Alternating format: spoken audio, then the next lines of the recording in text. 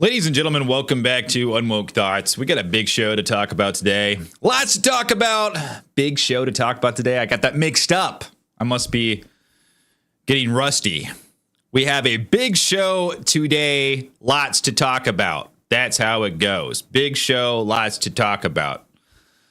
But we got some kind of crazy stuff going on. Hillary Clinton, she says that people who spread misinformation should be jailed. What? Wait a second. That's not good. We got Hillary Clinton just kind of going completely off the rails here. And she also called information that is boosting Trump, she called it propaganda, and said that there should be some sort of deterrence against information like this. So I guess she's just putting it all in this one giant barrel. If you have misinformation, information that boosts Trump, that's all just misinformation. You should be jailed. You should be charged. There should be laws against this. These people, their brains are completely broken, guys. I was watching Benny Johnson the other day, and he brought on his producer, ALX. And ALX said something that I hadn't really noticed before. He said, do you notice that Hillary Clinton she seems to be slowly morphing into George Soros? And I looked at it and it's true. It's true.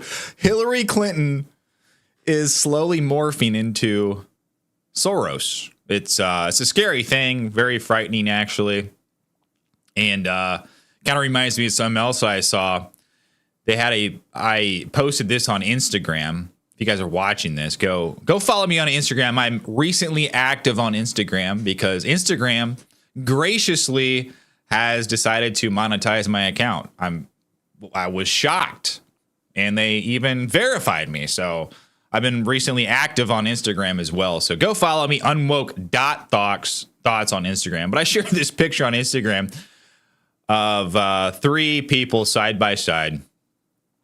It was Tim Walz's wife, E. Jean Carroll, and Ryan Ruth, the latest attempted assassin. And they all look pretty similar. So why is it that these people always look kind of similar? You know, George Soros, Hillary Clinton, those three other individuals that I just mentioned. There must be a type. We can kind of tell before the thing happens. Must be, what do they call it? A physiognomy? I don't know, guys. Sometimes I can't pronounce words. But she says that there should be some sort of deterrence from this type of information and, positive information about Donald Trump. As if the corporate press that is completely in the pocket of the Democrat machine is not enough deterrence, right? But I think what she is really angry about is that it's the average person who has Trump's back. And she just cannot fathom how the deep state's levers of control just don't seem to work as well as they used to. I'm reading between the lines here. That's what I think is going on. She just hates it. Oh, she has never forgotten what happened to her, how the election was stolen from her grasp in 2016. Remember, what was it like? She was supposed to win by 90%. Those were the polls. And she probably got all excited. She had a party all set up. She had important people at this party. She was there. She was going to walk in. She was going to be the belle of the ball. Everyone's going to cheer for her. And she had it stolen from her. That emotion is probably still alive within her today. And she just cannot stand it. She can't see Trump continuing to truck along to win the popularity and love and adoration of the people. And she is largely forgotten, except when she says something crazy like, she said today. But another crazy thing, Sean Diddy Combs, who is being described as the Epstein of the music industry, has been arrested and denied bail. Yesterday morning, there was a massive cyber attack inside Lebanon, which is believed to have come from Israel, even though they have not yet taken credit for it. But let's get real. It was Israel. Okay, it was Israel. But what happened is thousands of pager devices, which Hezbollah uses for encrypted messaging, suddenly exploded all at once across Lebanon, Syria, and possibly Iran as well. These coordinated explosions resulted in nearly 3,000 people injured and a dozen deaths. They were blowing up in people's pockets and people's hands, blowing fingers off. Some people lost eyes, and I believe there was a death of at least one child. And it kind of begs the question. So these were pager devices. From what I read, the research I had done, Hezbollah bought these pager devices from Taiwan, a Taiwan manufacturer. But immediately when I read about this or heard about this, and it's like I said, it's probably Israel behind it. I was wondering, now, these pager devices, were they somehow intercepted by, let's say, the Mossad, Israeli intelligence, before they got to the Hezbollah members? And were they implanted with some sort of explosive device? Or is this something that Israeli intelligence or Mossad, or maybe, our own intelligence, do they have remote control over devices that have lithium batteries in them, can turn them into weapons, or can turn them into basically a grenade? That's what I'm wondering. Like, is this, where along the line did these pager devices all of a sudden have the ability to explode? Were they intercepted first? Or is there some sort of hack that Israeli intelligence used to make these devices explode? Because if it's the latter, that's very concerning. If it's the latter, we're all carrying around, a little mini grenade, basically, that can be remote detonated. I don't know. I assume it's the former. I hope it is, at least. But I guess we don't know. We're going to look at that. We have footage of the Springfield, Ohio city manager acknowledging complaints received from residents that domestic animals were being eaten. This one's exciting. The Navy introduces the first gender-neutral submarine. Yes! I was wondering when that one would come along. Was really on pins and needles about that one. A Democrat senator threatens to subpoena the DHS for stonewalling investigations into Trump assassination attempts. Gavin Newsom signs bill into law that essentially makes parody illegal in California. And we'll take a look at a few examples of exactly what may be illegal under this law. And finally, the U.S. Coast Guard releases footage of the Titan submersible's tail cone after the fatal implosion in June 2023. Remember, was it the Ocean Gate? The billionaire guy brings down, what was it, 4 or 5 people, each who paid hundreds of thousands of dollars. And then that thing just popped like a balloon down there. But we have some footage for the first time. But before we get into the show, leave a like on the video, and also comment down below. Let me know what you think of the show. And if you enjoy the show, consider subscribing. But also, go to mypillow.com, my sponsor. Really appreciate these guys, mypillow.com. And when you do, of course, use promo code UNWOKE. It looks like their blowout sale for pillows is still going on. If you use my promo code, up to 80% off you get. But then you get a special sale, like $15 pillows. Crazy. So if you use that promo code, $15 pillows. Also, I am drinking my coffee today. Coffee from My Pillow. So good. I really mean it, guys. When I talk about this coffee, I'm not just saying that because these people sponsor me. I mean, it is a reason, but it's legitimately high quality coffee. Right here, specialty coffee, low acidity, organic. I like the dark roast. And it's from, it says Honduran Marcala. Whatever that is, it's good, okay? It's really good stuff. It's got a nice, robust flavor. I like strong coffee, so I put a lot of grounds in there.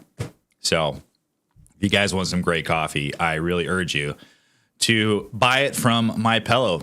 You can even sign up for a subscription where they send it to you every month. It's just good stuff. Go check it out. But ladies and gentlemen, without any further ado, Hillary Clinton suggests jailing Americans for posting misinformation. Yes.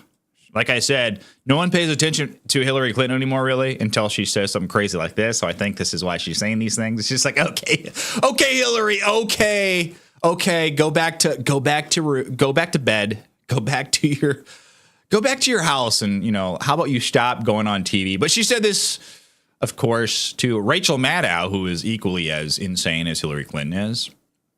So, I mean, that must have been a sight to watch that whole segment. I didn't watch the whole segment. I just watched some clips from it. But this is what she said. Listen. Oh, hold on a second, guys. I guess I had to unmute videos before I play them.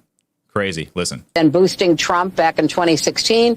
But I also think there are Americans who are engaged in this kind of propaganda, and whether they should be civilly or even in some cases criminally charged is something that would be a better deterrence because then boosting. So it's very interesting how she's on MSNBC and calling information coming from people like myself. I feel like so I'm the propaganda now. I am. What's that one meme of those pirates? He goes, "I'm the captain now." I'm the propaganda now, Hillary Clinton. That's me, little old me with my, barely 26,000 subscribers. I'm the propaganda, right? You're the propaganda. If you're sharing stuff on Facebook, you are the propaganda. It's not MSNBC who gets funded with, millions upon millions of dollars. It's not, programs like Meet the Press that is sponsored by Boeing. Why? Have you guys seen Meet the Press? They're literally sponsored by Boeing. They have advertisements, Boeing. It's like, wait, so is your audience, are they like in the market for a jet or something like that? Why are you putting, a Boeing advertisement on Meet the Press? It's kind of weird. No, it's because Boeing essentially, allegedly, on my opinion, this is why they put them out, the ads there. They pay these programs for, good press.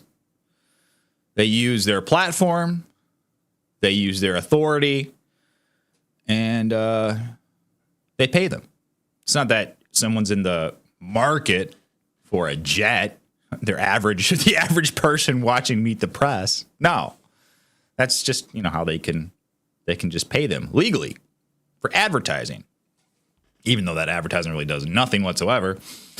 But yeah, very ironic. Hillary Clinton going on MSNBC complaining about propaganda when MSNBC is the worst propaganda corporate press TV station out there, in my opinion. That's just my own humble opinion. They're worse than CNN. They're worse than ABC. Probably because Rachel Maddow is on there, which is very interesting. I was watching this video the other day. Did you know that Rachel Maddow used to work on the Tucker Carlson show way back when? I kid you not. It's on her. It's on her Wikipedia. Let's see if I could find it. I'm just going down rabbit holes right now. I saw it. Here we go. Rachel Maddow. Early life. Where is it here? I saw it the other day.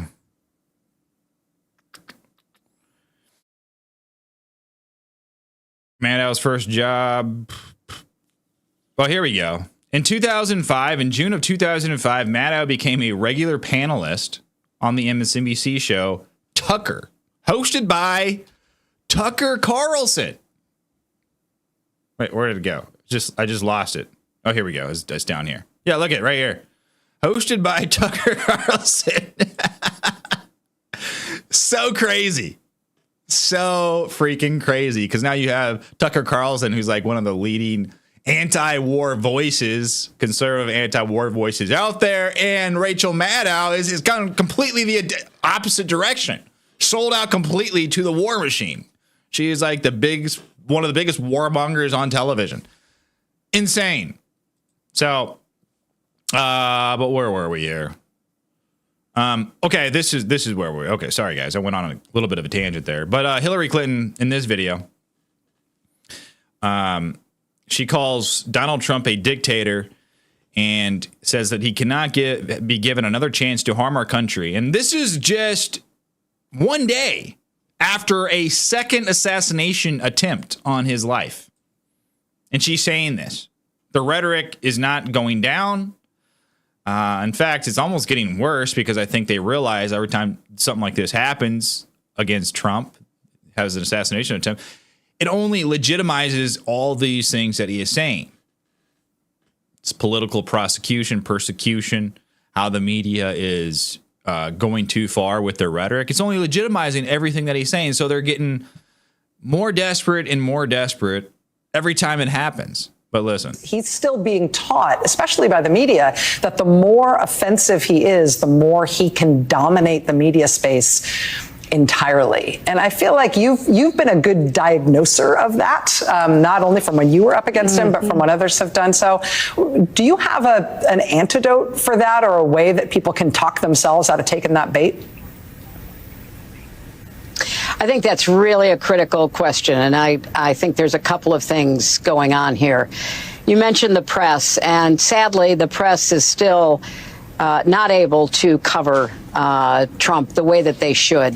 They careen from one outrage to the next. What was outrageous 3 days ago is no longer on the front pages, even though it threatens the physical safety of so many people, particularly, as you point out, immigrants that he and Vance have decided to demonize. And I don't understand why it's so difficult for the press to have a consistent narrative. She hates it so much. She hates it. She's like, why doesn't the press pay attention to me? Trump sneezes and they talk about it. I can't get anyone even to look at me. Oh, it's so sad. How dangerous Trump is. The late, great journalist. This is really what it's about, guys. It's legitimately about jealousy, I believe, for Hillary Clinton. I think she has a lot of financial interests, and different reasons for not wanting Donald Trump to ascend to the White House. But I think all of that is there, but there's a very deep underlying bitterness and jealousy with Hillary Clinton. He humiliated her. In 2016, that was supposed to be her. That was her time, right? She was supposed to be the first woman president. She was told she would. The polls told her she would. The media told her she would. Like I said, she probably got can you imagine having your celebration party all planned? That's what I think of when I think of Hillary Clinton losing in 2016. Everything was planned. You had your important people standing around waiting. You probably had your streamers and your confetti and your balloons all set to drop when they announced that you are the winner. And then slowly, as these states came in, the dread started to set in, and you're just humiliated beyond repair. And this is her now, still seething about that moment. Years later, saying that we should put people in jail for saying stuff about Donald Trump that is positive. I mean, that's how far her brain has become broken. Another one of these is Rosie O'Donnell. Have you seen the TikToks that she puts out? Oh my goodness. Donald Trump, he's essentially broken that woman. It's sad. It's sad. These are weak people. I mean, I don't know. I wouldn't call Hillary Clinton necessarily a weak person. I think she's a very evil person. Rosie O'Donnell, however, thinks she's kind of a weak person. But let's listen to the rest of this. Terry Evans, one time said that, journalists should, really try to achieve objectivity. And by that, he said, I mean, they should cover the object. Well, the object in this case is Donald Trump, his demagoguery, his danger to our country and the world, and stick with it. They were merciless about what they saw as President Biden's, problems in the debate and calling. Oh, give me a break. She is pretending like the media is somehow partial to Donald Trump. The media lies about Donald Trump daily. How do I know? Because I see it daily. I see it. It's disgusting. The way they cover, and you can see the stark contrast between how they cover Donald Trump in the media versus how they cover Kamala Harris. It's gross. And I'm not against the media criticizing Donald Trump. Donald Trump can tell some whoppers, I know. He can tell some whoppers. He's a storyteller. He likes to, embellish. I get it. But if you're going to be covering Donald Trump like this, you have to be covering Kamala Harris the same. And I think we see no better example of this than the debate. When they fact-checked Donald Trump 5 times, Kamala Harris 0. There were a couple slam dunk fact checks that they could have made. The good people on both sides quote. They never said one thing about that. Donald Trump had to interject. That has been debunked by even liberal Snopes. Then there was another one. I forget what the other one was. But, these are just like easy slam dunk, everyday things everyone knows. And ABC never pointed this out. Never pointed these things out. Never fact-checked Kamala Harris. So for her to say that the media is somehow preferential to Donald Trump is insane.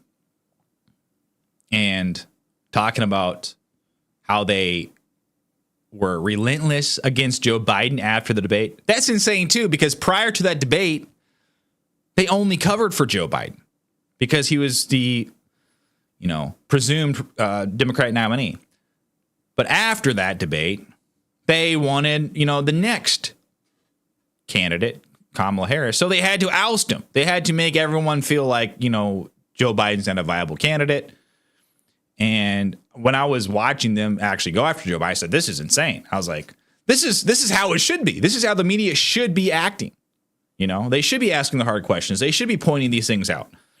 But I said, as soon as Joe Biden's out, or as soon as there is a for sure set in stone Democrat nominee, this is all going to change. If it was Joe Biden, it would have changed. But it just so happened it wasn't Biden. It was Kamala Harris, and they changed. Now they are once again giving preferential treatment to the deep state candidate. And when I say the deep state candidate, it's the Democrat candidate now. But a decade in the future, it could always be the Republican candidate. The deep state doesn't care what party it is. They flop back and forth. Just so happens that this year it's the Democrats. But let's finish this. For him to withdraw, I believe Donald Trump has disqualified himself over and over and over again to be a presidential candidate, let alone a president. The second thing, though, is that part of what Trump is counting on is for people to get desensitized. Oh my gosh, did you hear what he said yesterday? Did you hear who he attacked? Did you hear the viciousness? And it just like with a shrug, okay, fine, we're moving on. Well, oh, you mean kind of like the assassination attempts? That's kind of becoming what it is now. Oh, Donald Trump had an assassination attempt? All right. Another one? Oh, okay. I'll just continue eating my burger. Americans need to understand that they have to take Trump both seriously and literally. He has said what he wants to do. He and his allies with Project 2025, his desire to be a dictator, at least on day one, all of that is in the public record. And I believe that more Americans have to be, willing to endure what frankly is discomforting and to some discomforting, Hillary, is watching your face and listening to your voice. That's what's actually discomforting. It's like hearing nails on a chalkboard, okay? But okay. Moving on now to something pretty vile here. Sean Diddy Combs, of course, was indicted on multiple charges. It's pretty crazy, guys. We'll listen to some of this. I won't listen to the whole thing. We have some more stuff to get to, but we'll fly through this Diddy stuff really quick. Listen. Today I'm announcing the unsealing of a 3-count indictment charging Sean Combs with racketeering conspiracy, sex trafficking, interstate transportation for prostitution. The indictment alleges that between at least 2008 and the present, Combs abused, threatened, and coerced victims to fulfill his sexual desires, protect his reputation, and conceal his conduct. So, P. Diddy, yes, was into some pretty dark stuff. Jesse Waters talked about it. It had something to do with these so-called freak-off parties that Diddy had, and I guess he used them to kind of control people. This is similar to what we saw with Jeffrey Epstein, to the extent where Jeffrey Epstein would film the people that he would essentially bring into these traps. He would film them in compromising situations, use it as blackmail. This is similar. This is the modus operandi of P. Diddy with these individuals in the music industry. How deep does this go? We don't know. He ran a massive company, and he was involved in many, many others in the entertainment industry. So I think we've just scratched the surface with this. I don't think we'll ever learn the whole truth, but at least it seems right now some justice is being done. I don't know why. I believe that there's a reason why stuff like this happens. They didn't just decide to arrest Diddy now. I think there's a reason why. Why didn't this happen years ago? I mean, he's doing this for decades. So you got to always question the timing on these things. But Jesse Waters goes into some of the charges and look at what the freak-off parties were like. Listen. Fox News alert. Diddy was arrested on sex trafficking and racketeering charges, and the judge denied him bail. Tonight, Primetime's getting an inside look at what Diddy's being accused of. What we learned could bring the whole music industry down and might explain how Diddy got away with it for so long. The feds say Diddy created a criminal enterprise that engaged in sex trafficking, forced labor, kidnapping, arson, bribery, and obstruction of justice. At the center of Diddy's criminal enterprise, drug-fueled sex parties, they're called freak-offs. Diddy lured women into his world and then manipulated them to participate in highly orchestrated sex acts with male prostitutes while Diddy watched and pleasured himself. Diddy gave out drugs at the freak-offs to keep victims obedient and compliant. These freak-offs could last days. Victims were given IVs to replenish fluid and then keep going. Diddy was known for throwing star-studded parties, but we don't really know who came to the freak-offs. We do know if you didn't freak off with Diddy, there were consequences. Diddy would threaten to kill your career, or worse. If you didn't do what Diddy wanted, he got violent, punching, kicking, and dragging women by their hair. Diddy had complete control over his freak-off victims. He had control of their housing money. He even tracked their location. And Diddy filmed the freak-offs, so he had the video for blackmail. Diddy's freak-offs have been going on for 15 years. That's a lot of tapes. The feds had their hands on all of them. They raided 2 of his homes earlier this year and walked out with his computers. They also seized freak-off supplies, drugs, guns, and more than 1,000 bottles of baby oil and lube. Oh, man. That's just crazy. The degeneracy that these people get to. I always have thought about this. Like, you get to a certain point, if you don't have any scruples, any ethics, morals, you reach a certain level of wealth or prominence, You have to kind of get into some weird stuff in order to have any interesting experiences anymore. You saw that with Epstein. You see this with P. Diddy. You see this with a lot of rich people. They don't have any sort of moral code. After a while, you know, eating that $1,000 steak just doesn't do it anymore. You know, after a while, the normal experiences that you and I, you know, would find novel just doesn't do it anymore. So they've done everything. What do they do next? They get into more extreme and weirder stuff. And now I don't think, like I said, I don't think this is all rich people, all powerful people, but that's why we see it pretty prevalent in those circles. You know, you have to, I believe as a rich person, someone that has power or influence, you have to have some sort of moral code, something that grounds you morally, whether it's religion or what, or you're going to go astray very quickly. But good news, his bail was denied. So he offered up, I believe it was $50 million in bail, and the judge denied it. So that's good. Guess we'll see what comes out of that in the future. But this is not all about Diddy. Diddy and Hillary Clinton were very good friends. Yes, this is in 2004, I believe. Yeah, this is the DNC, the Democratic National Convention in Boston, Massachusetts, 2004.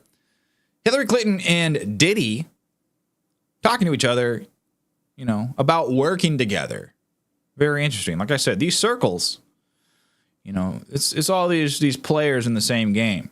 Listen. We're not going to get into sophisticated politics.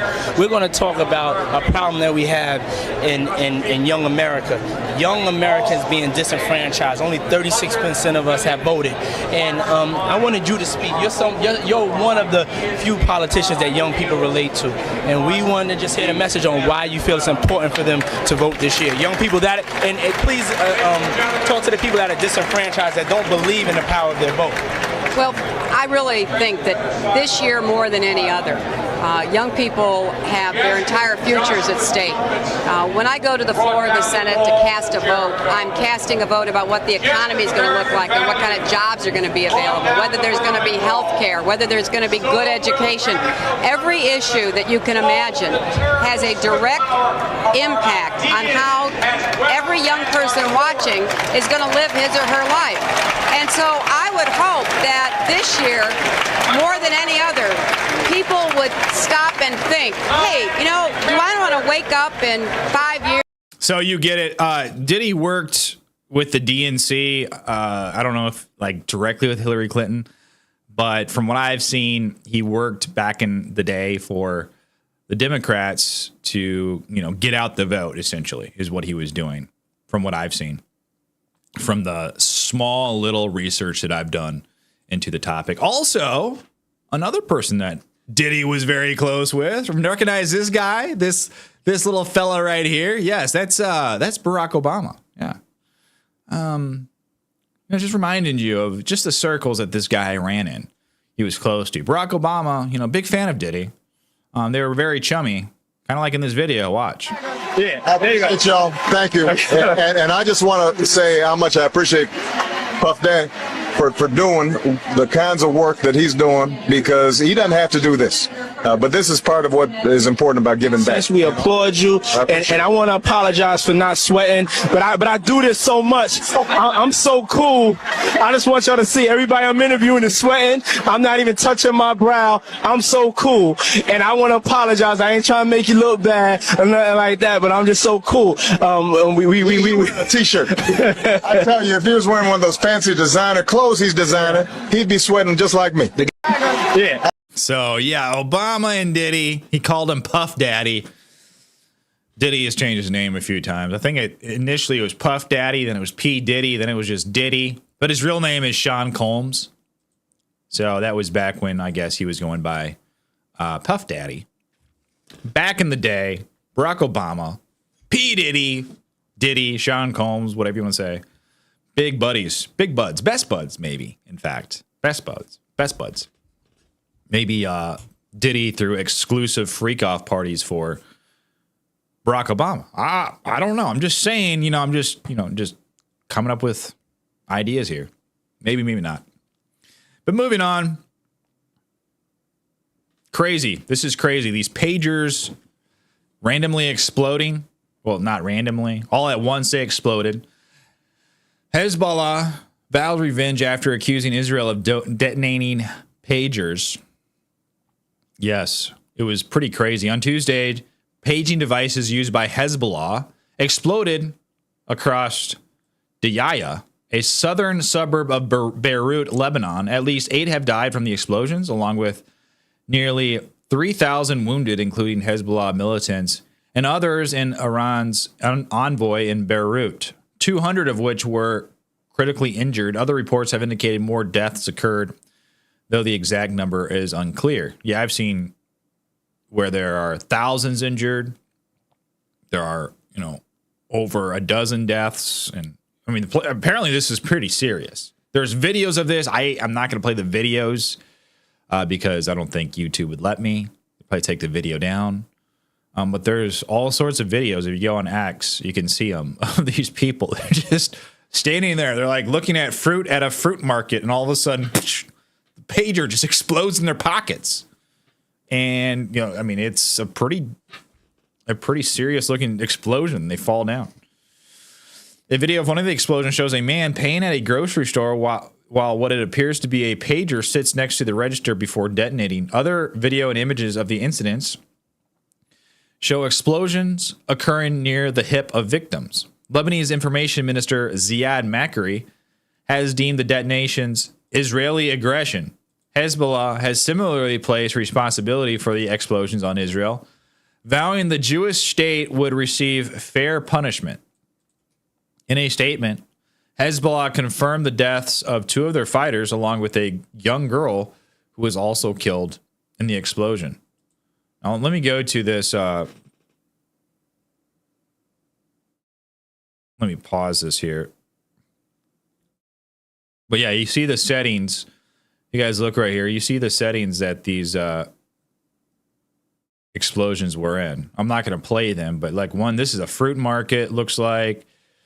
This one looked like someone was going down the street. Someone was, I believe it might be a cashier right here. I don't know what this one is, but it was pretty crazy. Pretty wild stuff.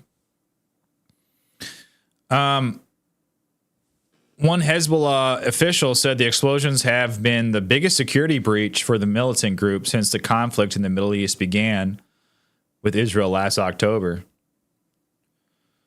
Israeli military has reportedly declined to respond to questions regarding the explosions. However, Israeli spokesperson General Herzi Halevi said vigilance must continue to be maintained, though added no policy changes would be made at this time. I'm not sure what that means. The United States has encouraged Iran, which is bullied with Hezbollah, or allied with Hezbollah and Yemen's Houthis militant group, along with other armed militant groups in Iraq, to avoid taking advantage of the explosions to increase instability in the region. Hezbollah has opted to use pagers as a low-tech means of communication to deter tracking by foreign governments, including Israel. Among those injured included Iran's ambassador to Lebanon, Mochadabi, who suffered a superficial injury in one of the explosions. Ali Ammar, the son of Hezbollah member of the Lebanese parliament, was also killed, according to security forces. So they were using these pagers as a way of communications, probably to stay under the radar of Mossad, which is the Israeli intelligence. And like I said, I just wonder, does Mossad have the ability to hack into devices and remotely detonate them? Or were these pagers somehow intercepted when they were being shipped from Taiwan to wherever they picked them up and implanted with explosives? That's what I want to know. All this other stuff, whatever. I want to know, am I carrying around a little grenade in my pocket everywhere I go? Can that happen? Can that lithium battery be turned into a, you guys heard of all those cases? I think it was a lot of Samsung phones it was happening to, where they would explode and they had to do this massive recall. Can that be done, remotely? That's what I want to know. Probably. I don't know. Some crazy stuff happening right now. Moving on. Peter Doocy asked Karine Jean-Pierre when she would stop using the term threat to democracy to describe Donald Trump. And she tries to turn it around on him, but she kind of sounds ridiculous here. I know that's her job, to make everything, to just make the administration look better, but I think she fails miserably here. Listen. 2 days since somebody allegedly tried to kill Donald Trump again. And you're here at the podium in the White House briefing room calling him a threat. How many more assassination attempts on Donald Trump until the president and the vice president and you pick a different word to describe Trump other than threat? Peter, if anything from this administration, I actually completely disagree with the premise of your question, the question that you're asking. It is also incredibly dangerous in the way that you're asking it, because American people are watching. And to say that from an administration who has consistently condemned political violence, from an administration where the president called the former president. So, first of all, the way she's talking, I find it very dangerous. And to say that, she's just like playing this role of where she's pearl clutching. I can't believe you would say something like that. Our administration has consistently said that political violence is bad. It's like, okay, yeah, what administration in 2024, or what political leader in 2024 is going to say that political violence is good? I mean, you say that, you campaign on that, it's over for you. I'm sorry. It's completely over for you. So that's like, should be just like accepted. Okay, obviously you're going to say these things. You're not going to say the opposite. It's just kind of funny. Everything she says is just so, I can't believe that you would do this. Well, do what? What do you mean? The fact of the matter is there's been 2 assassination attempts on Donald Trump, and you continue to push out this divisive rhetoric. Like, Donald Trump is a danger to democracy. I mean, what do you think that does? There's probably a small percentage of people, but they're there, that take that literally. They probably see Donald Trump as an existential threat. And when there is an existential threat, there are people that act against that existential threat. So maybe consider toning it down just a little bit, right? But they're not. Because probably to them, maybe not their lives per se, but to their way of life, Donald Trump is an existential threat. So they can't tone down the rhetoric. And really, if one of these attempts were to be successful, I don't think they'd be all that sad. That's just me. Especially not Hillary Clinton. And was thankful, grateful that he was okay, from an administration who has called out January 6th, called out the attack of Paul Pelosi, called out and said we need to lower the temperature after the Butler incident. Nah, you need to lower the temperature. It's always you guys. It's always pointing fingers. You. But not me. How dare you interpret my words, threat to democracy, as divisive rhetoric against Donald Trump? All right, moving on to some of the Springfield, Ohio stuff, guys. There's been a couple videos that I found. One from, I believe it was last year, of it was I think it was played. I think I saw it on Tim Pool. I didn't find the video. I should have. But there were, I believe it was Haitian migrants eating a cat or barbecuing a cat. And they're saying that this was, media is saying that this was in fact a chicken, but it's not. That was from a year ago. I don't believe it was in Springfield, but I think it was in Dayton, Ohio. I think that's what it was. But the media is, all out against this, they're eating cats and dogs thing. It was a viral moment by Donald Trump when he said that in the debate. I am glad he said it, because what we remember of these debates, what most people remember of these debates, are not in general how the debate went throughout the entire debate, right? How both candidates did. What really sticks around are these viral moments, are these clips. Those are the things that stick around. And Donald Trump is so good at this. And what do I remember from that debate? Well, and really what sticks around from that debate, it's two things. Donald Trump, they're eating dogs, they're eating the cats, they're eating the pets of the people that live there. I mean, people making songs about it. And also the one where he did the I'm talking moment to Kamala Harris, because that was supposed to be her line, right? Those are the two things that people are going to remember from that debate. Really not much else, Might remember tidbits here and there, but those are the things that are going viral online. And Donald Trump is very good about doing these types of things, or having moments like that. This is very important in the internet day and age. Very, very important. But since then, there has been investigations, independent investigations into what's going on in Springfield, Ohio, if there's any truth to these statements, because a lot of this started from rumors. I think from what I've seen, there has been the source of one of these rumors. It was a post on Facebook, and there has been city council meetings where residents of Springfield, Ohio, are complaining about this type of thing going on, as well as police reports of geese being just taken from the park, ducks and geese being taken from the park by these Haitian migrants. But all of this is misinformation and untrue, according to your corporate press. They're not really doing any investigations themselves. What they go off of is maybe the word of one person.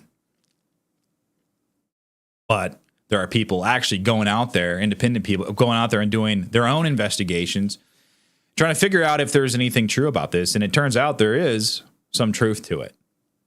Now, I don't think we've seen a dog specifically, but we have seen cat. We have seen geese. And that's really beside the point. It's just kind of spotlighting a bigger problem of these 20,000 Haitian migrants being shoved into a first world country town where tax-paying citizens have to deal with all of this, have to deal with the culture misalignment between, a third, fourth world country. I call it a fourth world country. Haiti, are you kidding me? And then a first world country. That kind of sucks. I wouldn't want to deal with that. I mean, you take a few, it's fine, but you take 20,000? I mean, come on. Maybe 20,000 in a city the size of New York, that's not that big of a deal, but in a town of 58,000 people, that's a huge deal, right? That's not right. And this is what Biden, Kamala Harris, their administration did. But I digress. So apparently all of this, these rumors, all this stuff about these Haitian migrants eating cats and dogs, according to the corporate press, it's fake. It's misinformation. It's dangerous lies by Donald Trump. But we have been dripped out videos, like I said, mentioned before. And also, this just came out. This was during one of the city council meetings, apparently, or Springfield City Commission meeting, where the Springfield, Ohio city manager acknowledged complaints from residents that domestic animals were being eaten from back in March of 2024. So this is prior to Donald Trump making the statement. Listen. Laws and culture is 180 degrees different of what they're used to. And one of the things that I heard that bothered me very much, I've actually had quite a few people contact me here lately, is some pretty horrid things occurring to domesticated animals in the neighborhood. We've had some stuff in the park that, again, they're being taken advantage of for reasons other than, and if You shake your head, Brian. No. I asked me if there was proof. I just don't have proof of it. I We've heard the have same thing. People that have confided in me have asked me for anonymity. I can't give their names up. I mean, we haven't seen the proof that you're talking. And I've heard about it too. Yeah, laws and. So they've heard about these things going on. Apparently, they're saying I haven't seen proof or whatever, but they are aware of the complaints happening at the very least. Now, the media will not investigate any of this stuff because the media is just totally useless. The only legitimate media today is independent media. Like, you're not going to, all other media is just there to advance some sort of corporation or advance some sort of narrative. There's no other reason why they exist. But there are people doing real journalism out there that's getting to the bottom of this, interviewing people. Taylor Hanson's one of them.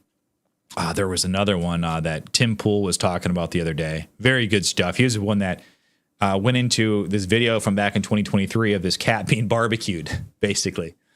And the guy talked to the person who filmed the video, I think he talked to a chicken farmer because the media was saying that it was a chicken, not a cat. And the chicken farmer actually said, no, there's no way that's a chicken. The feet are wrong and all these other things. And he talked to a bunch of people. Like he went into it pretty deep. I should have brought up that post, but it's pretty crazy. Final video on this immigrant thing. Now, this was not in Ohio, but I suspect a similar thing is happening in Ohio because the reason why a lot of these immigrants are here in the United States is because it's low wage workers. Big companies can pay a low wage to these immigrants, and they're going to be okay with it because they're not from the United States. Their standard of living is way higher than it was than where they came from. And these companies, these plants, they benefit because they don't have to pay, obviously higher wages or a living wage, a good wage, a wage that you and I might be used to making. This is a video from Pennsylvania where Haitians are being bused to and from food factories operated by a company called 4th Street Foods. So this company is estimated that 90% of the workers are now made up of Haitians. 2,000 Haitians were imported into this town, and 4,000 people are a town of 4,000 people, and they are now taking American jobs. So people might say, well, they're taking jobs that Americans don't want. No, that's not the narrative here. You pay someone enough, that person will take the job. What they don't want to do is they don't want to pay a correct wage to people in order to get them to do the job. So they're being helped artificially by these Haitians that will do the job for way, way less than you and I. So these companies don't have to abide by the same rules of economics, basically, that other businesses do when they have to pay a fair wage. Supply and demand. It's the same concept.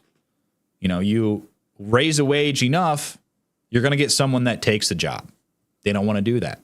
They want to skirt that system by injecting in illegal immigrants from halfway around the world who have a really low way of life and pay them way less. But watch this video. This is from in Pennsylvania when they're busing these Haitians back and forth from this factory. Listen. So the staffing company is what takes the migrants to a Haitian compound of all of the vans. Yeah, there's multiple houses right here. This is like their lot for older. So these are the vans that drive the Haitians to the meat factories. Yeah, the packing factories. To the packing factories. Yeah. Is this right here? Just another carrier van for the immigrants to the meat factories. To the factories. Yep. The 3 factories. How many vans do you think are in this town?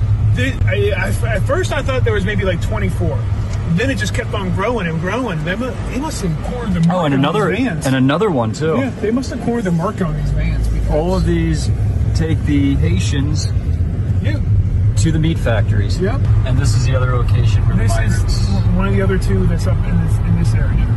And so this has been here, but they were all using local labor, and now it's probably over 90%, immigrant that they brought in. So this goes to Tyson too. Yeah. 1 second, stop right here. Yep. So this meat that the Haitians, or this meat factory that the Haitians are working at, that displaced most of the domestic workers, shipping to Tyson. So very interesting. These big food companies using Haitians for the majority of their workforce. And, these Haitians are getting, they're coming here, they're getting a job right away, and they're getting government subsidized housing. They have it all. They get transportation back and forth to their job. And they get free food from neighborhood cats. Okay, let's just put it that way. Okay. Really quickly, guys. The U.S. Navy introduces first gender-neutral submarine. Very excited about this. Yes, it's exciting stuff. The Virginia-class submarine, which has a crew of nearly 135 Navy personnel, is being touted as the first gender-neutral submarine. The commanding officer, Steve Hale, says during a ceremony at Naval Weapons Station Earl in Middletown, New Jersey, to mark the commissioning, you operate the most complex platform on the planet, and you continuously strive for excellence. I'm amazed and humbled at what we have accomplished, our superior professionalism, blah, blah, blah, blah, blah. The vessel is the first in its class to be specifically designed to integrate male and female sailors. The submarine community is a fully gender-integrated war-fighting force. So that's what a piece of history right there. I don't know about you, but I'm very excited for that one. Speaking of submarines, check this out. Coast Guard has released footage of the Titan tail cone after fatal implosion in 2023. This is a video, the first video that we've seen. Remember those billionaires that went down in that submarine? They went down and never came up. One went down with his son. Very sad stuff. But yeah, this is, there it is. You can see the Ocean Gate Titan logo on the side. So this is the first image or video that we've seen since that happened. I thought that was kind of interesting. Crazy. Democrat Senator Richard Blumenthal threatens to subpoena the Biden-Harris DHS, Department of Homeland Security, for a stonewalling investigation into Trump's assassination attempts. Blumenthal, who is leading a probe into the now two assassination attempts against former President Donald Trump, has threatened to use subpoena power to force the DHS to stop stonewalling his committee. Now, why would the DHS want to stonewall Senator Blumenthal and his committee? Blumenthal is the chairman of the Permanent Subcommittee on Investigations under the Homeland Security and Government Affairs Committee. He said on Monday that the DHS has been stonewalling the subcommittee and said that the Biden-Harris department is, quote, the most almost derelict in its duty by resisting our request for documents, evidence, and information that are necessary to investigate. The senior Democrat said he is angry at the way he and the committee have been brushed off by the DHS. Wow. I think Blumenthal needs to join us Republicans here. I think I like how he's talking. I like his style. He's like, listen, you don't want to give us these documents? Well, maybe you should be subpoenaed. Maybe we should force you. Of course, Mayorkas is in charge of the DHS, and he's just the most. I honestly, I've said it many times.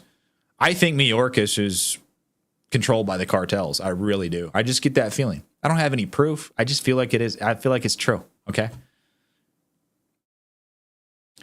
We may need to require more cooperation from them, and we have the power to do so through the compulsory process. In other words, the subpoena power. So, good luck to Blumenthal. I hope he's able to do that. But last one we're going to talk about, guys, is Gavin Newsom. He signed into law this bill that makes it illegal to distribute an ad or other election communications that contains materially deceptive information or content, including deepfakes. So this came after someone made this parody funny video that they clearly marked a parody of a Kamala Harris ad that anyone with 2 brain cells, 2 IQ points to rub together would have known it was fake. It was labeled a fake. The stuff that Kamala Harris was saying was clearly fake. This was after it was retweeted by Elon Musk. Elon Musk retweets altered Kamala Harris campaign ad. It was it was just crazy, guys, for Newsom to react in this way. Just such an overreaction. Insane. This is the video that caused this legislation. Elon Musk retweeted it after this legislation passed. And he said, the governor of California just made this parody video illegal in violation of the Constitution of the United States. Would be a shame if it went viral. And this was made by Mr. Reagan. He's on YouTube. He's on Twitter. Makes great content. Got a very deep, commanding voice if you hear him talk. But yeah, this is the original video that spurred on this legislation by Newsom. Tell me, would you be tricked into thinking this is a true and real Kamala Harris ad? Listen. I, Kamala Harris, am your Democrat candidate for president because Joe Biden finally exposed his senility at the debate. Thanks, Joe. I was selected because I am the ultimate diversity hire. I'm both a woman and a person of color.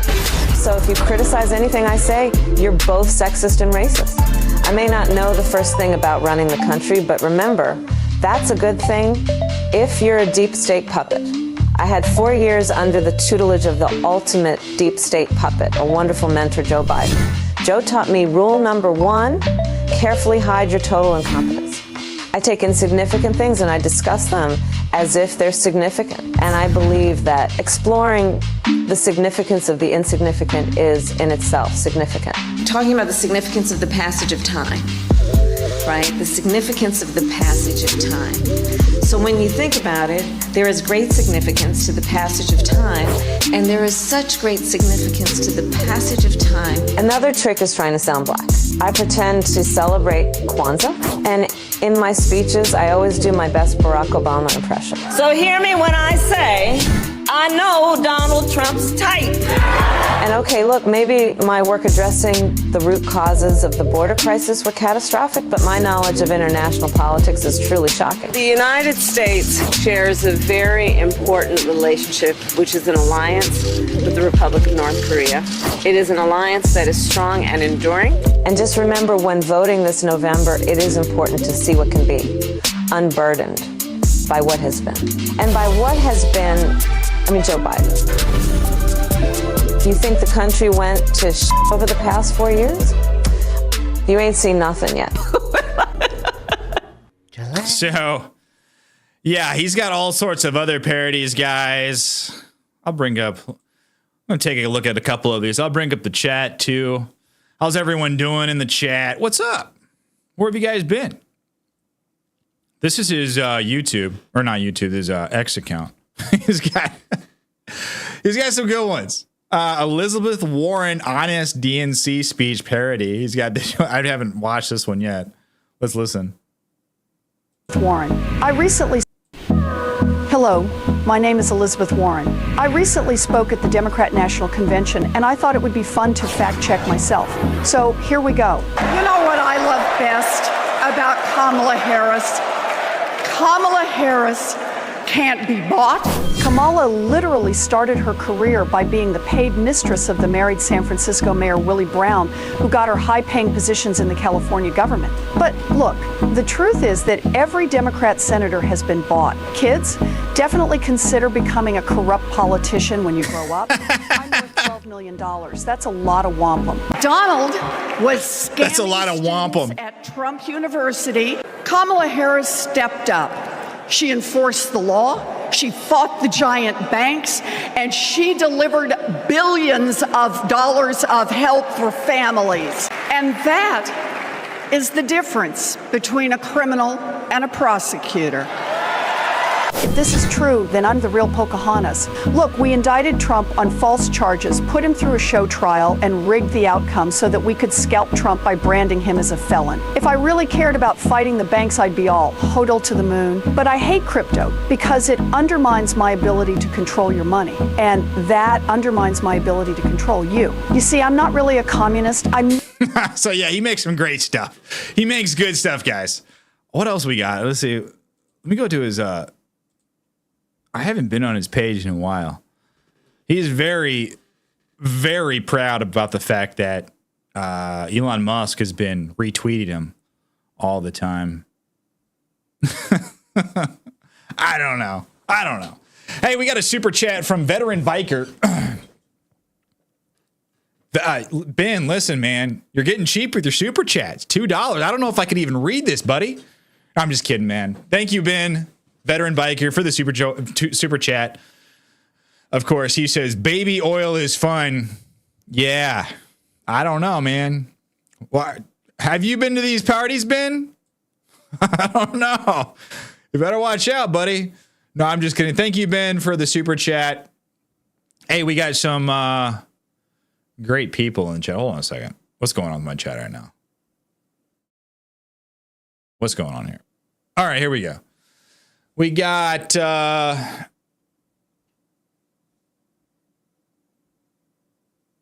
people in the chat. We got Anthony Lebunski saying busing immigrants to meat packing plants in Cactus, Texas has been going on for years. Yeah, I remember hearing about that when I lived in Texas. I used to live in the panhandle of Texas. Crazy. We got Christy in the chat. Hey, thanks, Christy. Some of my great members. We got Mama Bear, Southern Sass. We've got Queen Bee's Art Hive doing some modding. Looking, where's we got Michelle C. Where the heck have you been? Are you talking to me? Where have you been? No, I'm just kidding. I had a project I was working on yesterday and decided I had to not do the show yesterday morning. Michelle C., thank you for modding the best mod in the world. Posting the links. Guys, make sure you go to mypillow.com/unwoke to get up to 80% off of your order. That pillow deal is going away very soon, so make sure you buy some pillows and buy some other things while you're about it. Coffee, buy a mattress or something.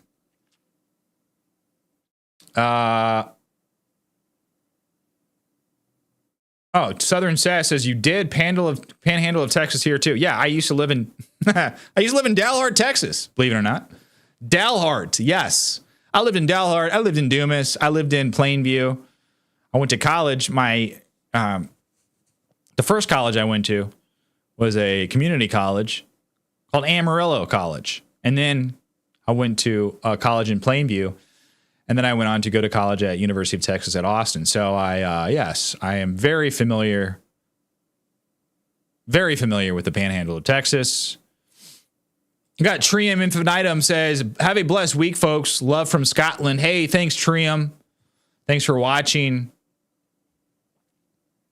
We got Tamara in the chat. One of my new members, I believe. One of my pretty new members. Let me see. I got to look. I haven't read off the new members yet, recently. So we got some new members. We have Christy, who is on her second month, I believe, rejoined. We got Mama Bear, who rejoined. Thank you guys for supporting the show. I really appreciate that. We have TZ Burton, who joined. We have Pete, DBC, and tomorrow we just read her name off. Doug, Michelle, and Kitty Cat. Josie, Yvonne, and Emmy Joe. And then we have Bill Phillips, who rejoined a few days ago. Thank you guys for supporting the show. Really appreciate it. Pete says, I'm a new member, but I'm not pretty. Well, how do we know you're not pretty, Pete? You don't have a profile picture up. Maybe you are. Maybe you're just being bashful. Thorny Nose says, I support your channel by being here. Hey, thanks, Thorny. I appreciate you being here. Jeremy Brummer says, just remember, we are MAGA and MAGA holds the majority. That is the facts. Tomorrow says, thank you for doing the show. You're welcome. Thank you guys for watching this morning. I hope everyone has a fantastic day. I hope you guys enjoyed it. I hope you learned something. If you could, please, before we get off the show, off the live stream, you could leave a like on this video. And also, if you'd like to support the show, consider subscribing or becoming a member. And I have my links down below, including donation links. Make sure you go to mypillow.com/unwoke, do some shopping. And what was the last one? I always forget. Guys, I need to write this down or something. I don't know. Have a fantastic day. We'll see you tomorrow morning on the next one. God bless.